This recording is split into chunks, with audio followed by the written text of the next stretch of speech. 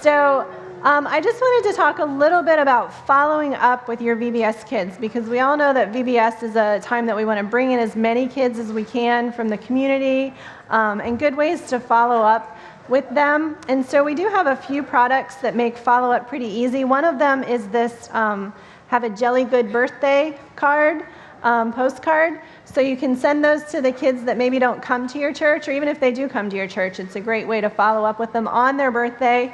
Hey, we remember you from VBS. We'd love to see you again in church this Sunday.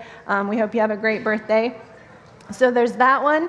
There's also this Exploring God's Word that you can send home with them and challenge them to complete. So it's a daily or a weekly Bible study. And if you encourage your kids to do it and come back, show that you've done it, give them a prize on Sunday if they've done it. But it's a 7-week follow-up Bible study, just kind of goes through the rest, just reminds them. So there's who created all things, does God ever get tired? And then there's verses in there for them to look up, so they can look up the verses. What does God know about the stars? What does God know about you? How long should we talk about God's greatness? And then there's one on God as Almighty. So where is God? Is anything too hard for God? Does God rule over the weather? Does God rule over the earth?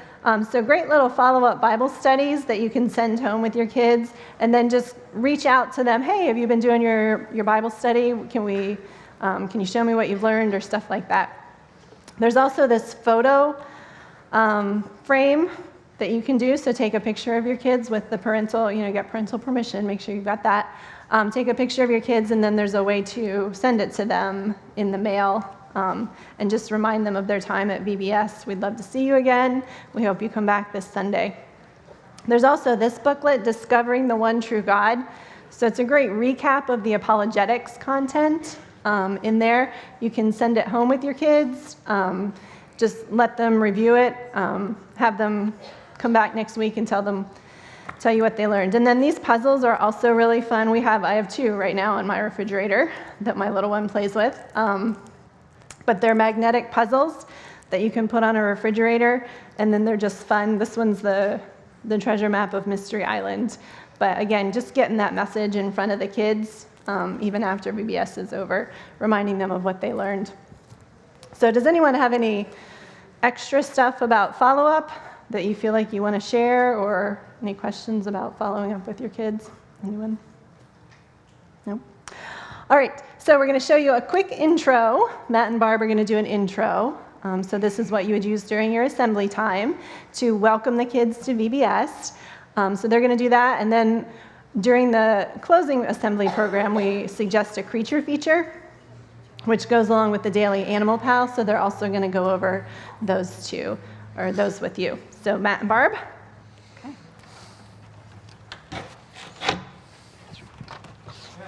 You'd think I would have figured out this door by now. Okay. All right.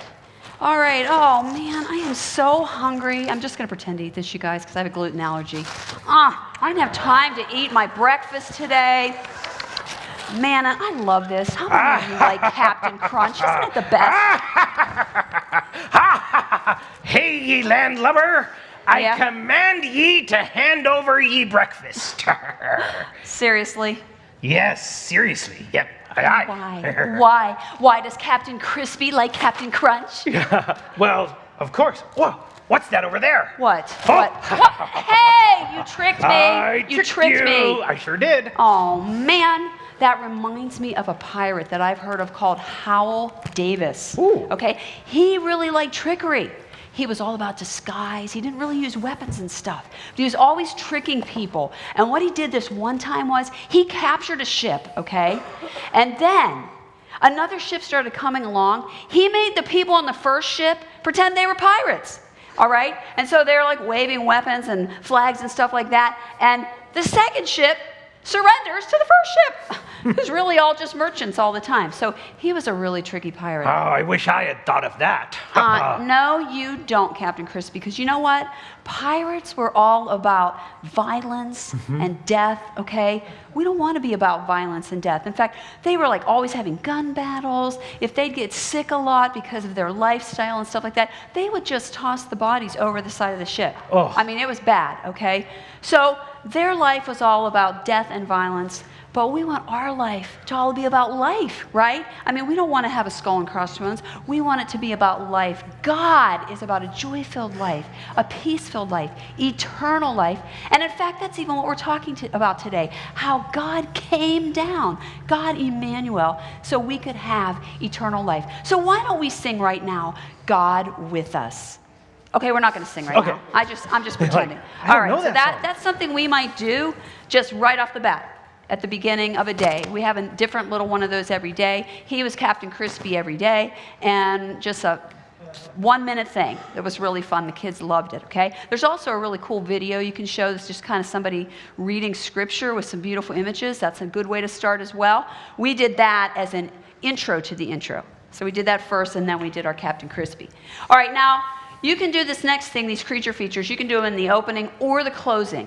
So it doesn't matter. We actually do ours in the opening. Yes. But so you just have to adjust the ending slightly depending on if they're going to or coming from whatever the day was, all right? But it's written in as doing it in the closing. It doesn't make any difference, okay? So there's one for every day. All right, and here's mine on the floor. All right. Woo! Okay.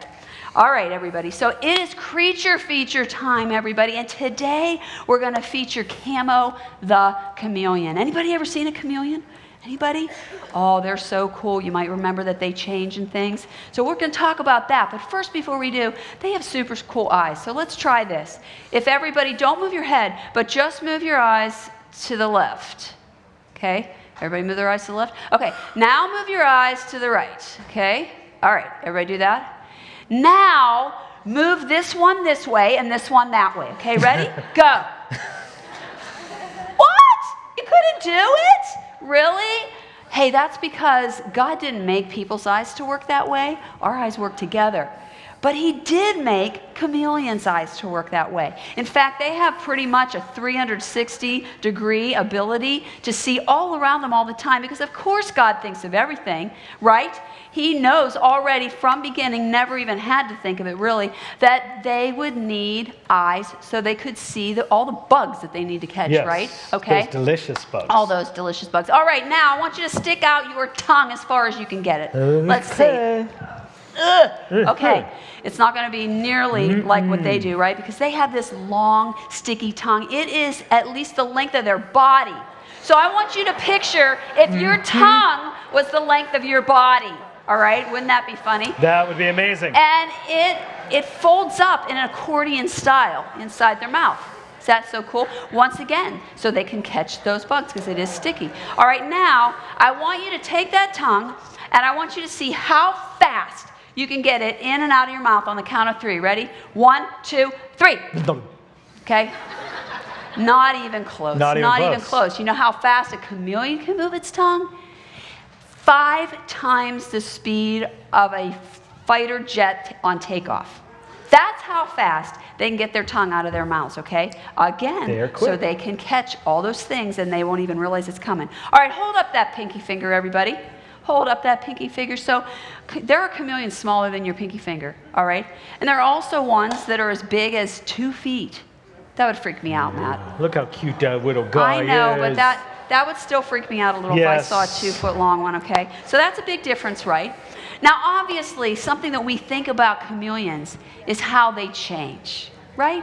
They can change color. Now, something we inserted here, you'd have to get this, you'd have to find this clip if you wanted it, but we did a fast motion of them changing color. It was really, really cool. And that can show them, sometimes they do that because they might be angry, so it can kind of show their moods, if they're chilling or if they're angry or something. And it also can help them just kind of blend into their surroundings, as we know. But today at VBS, we're going to be talking about God who never changes. This chameleon changes.